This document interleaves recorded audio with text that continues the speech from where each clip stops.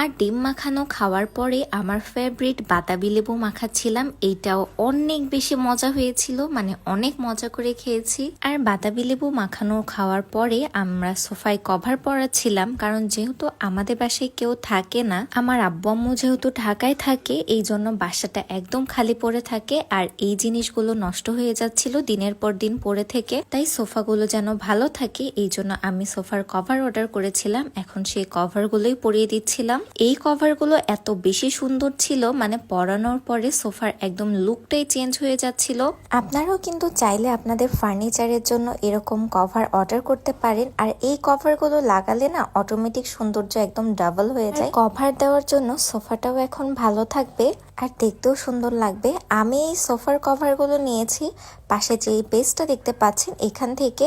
আপনারা যদি authentic furniture cover নিতে চান এই পেজ থেকে নিতে পারেন। আমি ডেসক্রিপশনে পেজটা মেনশন করে দেব।